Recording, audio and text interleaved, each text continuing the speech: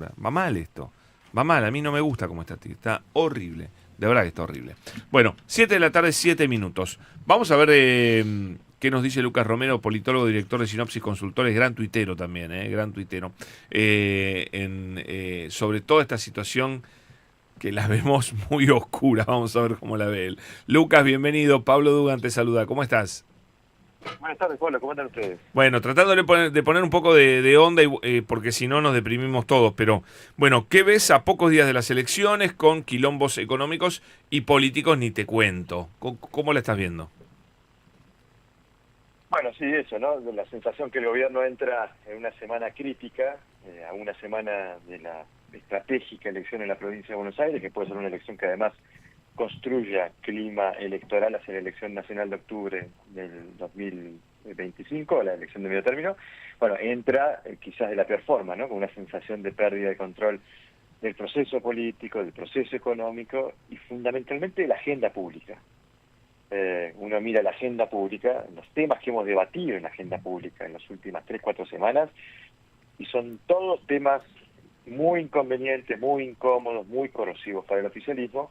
Ahora, lo loco, Pablo, es que todo es producto de una dinámica viciosa en donde los propios errores del gobierno generaban consecuencias que retroalimentaban en Sí, mayores problemas para el gobierno. sí, Déjame hacer un repaso, ¿no? Porque todo arranca con este desarme de las LEFIs a principios de julio, con esta idea que tuvo el gobierno de desarmar ese instrumento que tenía para entretener la liquidez que había de pesos en el mercado, para entretenerlo y que no se vaya el dólar.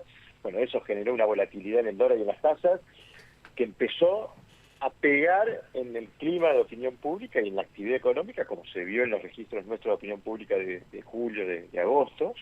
El cierre de listas, que fue un cierre bastante complicado para el gobierno porque dejó muchos heridos, incluso produjo desmembramientos del bloque oficialista en el Congreso, pero además produjo que, esa estrategia agresiva de no acordar con quienes habían sido hasta esta instancia aliados del gobierno, bueno, encolumnó a toda la oposición en contra del gobierno con reveses en el Congreso de todo tipo, ¿no? Leyes indeseadas, muchas muy sensibles, imponiendo criterios de prioridad en el gasto público sobre temas muy sensibles y que obligaba al gobierno a vetar leyes, insisto, muy apoyadas por la opinión pública.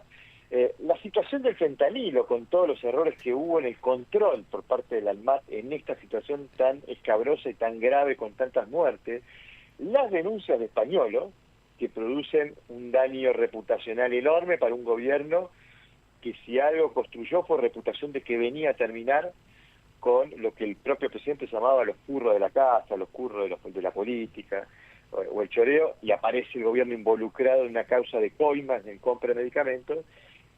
Y esta última semana que ya nos ofrece un panorama de un gobierno que ha perdido el control incluso de su propia gente, porque la verdad es que el esfuerzo que ha hecho el gobierno en presentar esto como una operación ciertamente parece bastante ineficaz cuando es evidente que lo que estamos viendo son filtraciones de los propios miembros del gobierno, como ocurrió con Españolo, pero todos los audios que hemos conocido fueron todos audios que uno observa y escucha ujú, y proyecta allí un ámbito de intimidad. O sea, hay alguien que total. está filtrando o haciendo conocidos conversaciones íntimas, con lo cual gente de confianza del gobierno termina traicionando al gobierno, transmitiendo una sensación de pérdida de control sobre el equipo de gobierno que alarma, ¿no? Totalmente, totalmente. En el interín, ¿vos entendés por qué viaja el presidente por 24, 48 horas a Los Ángeles en medio de la campaña? Porque me parece inquietante este dato de un gobierno en crisis con un presidente que se desentiende de esta manera de la gestión, que hace un viaje inexplicable, oscurísimo, porque no dan información coherente sobre esto. No sé, mi sensación es preocupante sobre el presidente. Sí, hubiera sido aún más alarmante si efectivamente el presidente terminaba yendo a Las Vegas al espectáculo de Fátima Flores.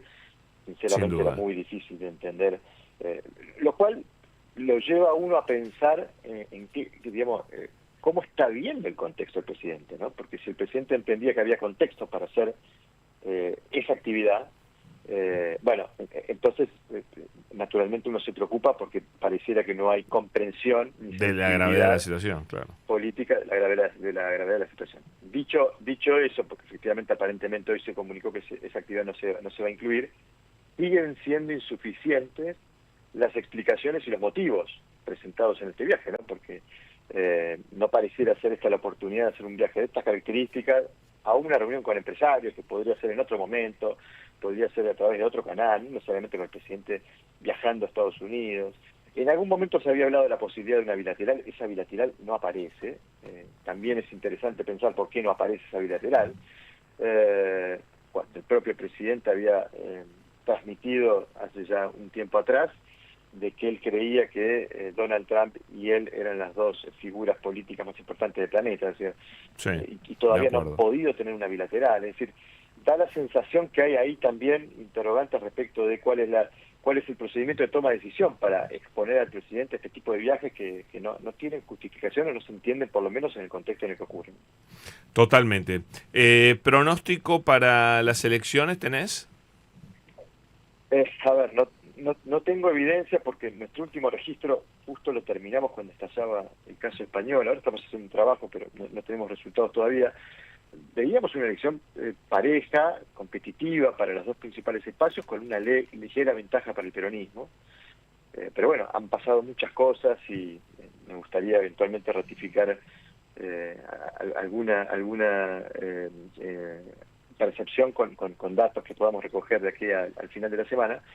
Pero en todo caso es una elección también muy complicada de medir, porque hay dos opciones que uno tiene para evaluar un escenario electoral: preguntarle a la gente a qué espacio político va a votar o preguntarle a la gente a qué candidato va a votar. Y en esta elección en particular hay muchos espacios que son desconocidos, nuevos, no están en la cabeza de la gente, y por el otro lado hay muchos candidatos que también son desconocidos para la gran mayoría del electorado. Es una elección legislativa que no atrae a las principales figuras políticas, entonces puede haber subestimación de apoyos o una lectura digamos incorrecta, por lo menos desprolija de lo que va a ocurrir. Así que es compleja de evaluar, compleja de medir. Creo que mirando los antecedentes yo me imagino una elección pareja, con lo cual me parece que la expectativa está construida sobre eso, ¿no? Un triunfo del peronismo corto, con menos de 5 puntos, podría ser algo que satisfaga la expectativa. Algo que se desvíe de eso, bueno, estaremos frente a un resultado sorpresivo, sea porque es bueno para el gobierno con un triunfo, o sea porque es una derrota mayor, y seguramente eso va a traer bastantes preocupaciones, sobre todo en materia económica, ¿no? Sí, totalmente. Lucas, gracias, muy amable, un gusto. Un abrazo, Pablo, un placer. Chau, gracias. Lucas Romero, politólogo y director de Sinopsis Consultores. ¿De qué vamos a hablar con Diego Orbili? Bueno, de lo que